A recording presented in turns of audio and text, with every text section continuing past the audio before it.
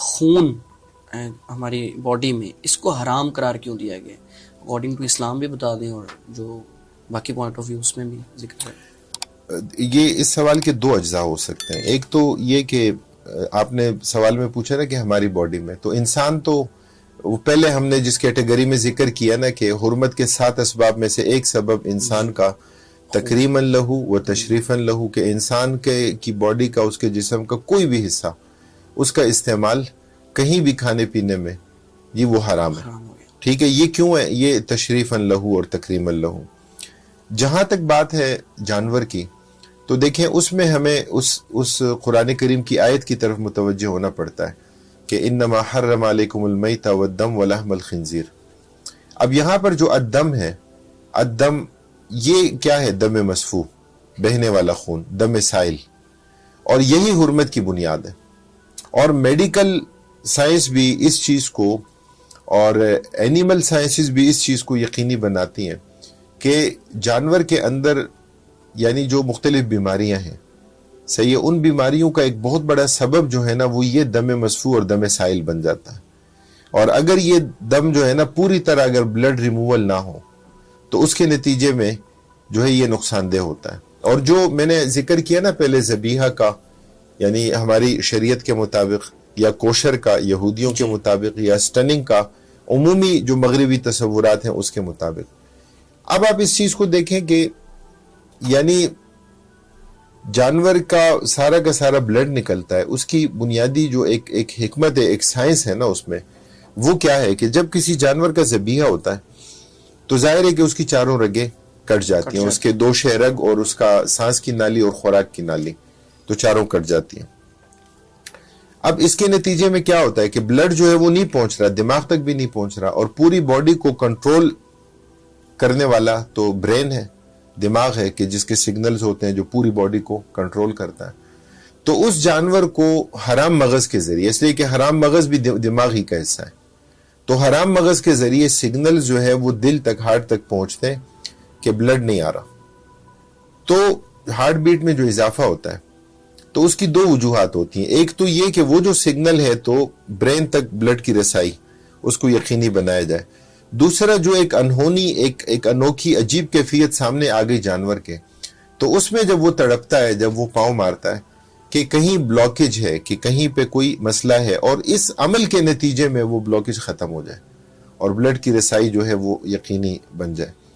اور اسی کے نتیجے میں شریعت مطہرہ ہمیں بتاتی ہے کہ اسی کے نتیجے میں سارا کا سارا دم مسفوح، دم سائل، بلڈ ریموول اس کا ہو جاتا ہے، خون سارا نکل جاتا ہے۔ اور اگر یہ کام نہ ہو تو پھر تو سارا بلڈ نہیں نکلے گا۔ جب نہیں نکلے گا تو وہ جو بیماریوں کا سبب ہے وہ گوشت کے اندر اس کے اجزاء پائے جائیں گے، اور پھر وہی بڑی بڑی بیماریوں کا سبب اور ذریعہ جو ہے بن جاتا ہے۔ تو اس لیے ہم شریعت کے احکام پر عمل کرتے ہیں صرف کسی حکمت کی بنیاد پہ نہیں۔ حکمت کا پتہ بعد میں چلتا ہے، یا نہ بھی چلے، ہم کہتے ہیں یہ منصوص ہے، یہ شریعت کا حکم ہے، ہم اس کو مانتے ہیں، نص کی بنیاد پہ مانتے ہیں۔ اچھا سر، مشین کے ذریعے جو ذبیحہ ہے، اس کے شرعی اور فقہی تقاضے جو ہیں وہ ذکر کیجیے گا۔ دیکھیں جو مشینی ذبیحہ کا کانسیپٹ ہے نا، اس کو اگر ہم سمجھیں، اگر تو اس کا کانسیپٹ یہ ہو کہ کسی سلاٹر مین کے بغیر، ٹھیک ہے، کہ کٹر موجود ہیں، اور برڈز کی صورت میں بھی اور بڑے جانوروں کی صورت میں بھی، کہ یہ ہو رہا ہے کہ جانور آ رہا ہے اور اس کی چین چل رہی ہے، اور وہ آٹومیٹیکلی وہ اس کو جو ہے نا آٹو ایک نظام کے تحت اس کو سلاٹر کیا جا رہا ہے۔ یہ غالباً حج کے موقع پر اونٹ جو ذبح کیے جاتے ہیں سعودی عربیہ میں، وہاں بھی شاید مشین ہی استعمال ہوتی ہے۔ نہیں، مشین اس میں استعمال نہیں ہوتی۔ مشینی میں بتاتا ہوں اس کی تفصیل کیا ہے۔ خواہ کوئی ٹیپ ریکارڈ چلا دے، جو بھی کرے، لیکن اگر اس میں ہیومن اس میں انوالو نہیں ہے اور پراپر اللہ کے نام پر ذبیحہ نہیں کر رہا تو حرام ہے۔ جہاں بھی ہو رہا ہو، جو بھی اس کی صورت ہو، جو بھی اس کی شکل ہو، وہ حرام ہے۔ ازروع شرع وہ حلال نہیں ہو سکتا۔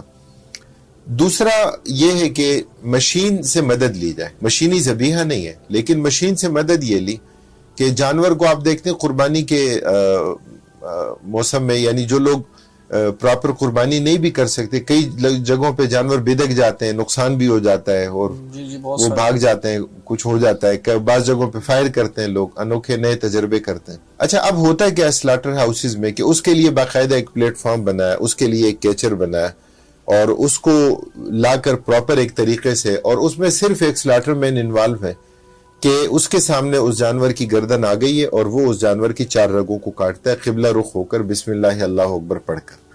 اب اس میں مشین کے ذریعے سہولت اور آسانی تو آ گئی, لیکن سلاٹر مین پراپر اللہ کے نام پر اس کو ذبح کر رہا ہے. یا اسی طرح برڈز ہیں. اب اس میں کیا صورت ہے کہ اس کو ہینگ کیا ہے اور ظاہر ہے وہ ایک چین چل رہی ہے, لیکن یہاں سلاٹر مین موجود ہے اور وہ جب برڈ جو بھی مرغی اس کے سامنے آتی ہے وہ اس کو پراپر ذبح کرتا ہے.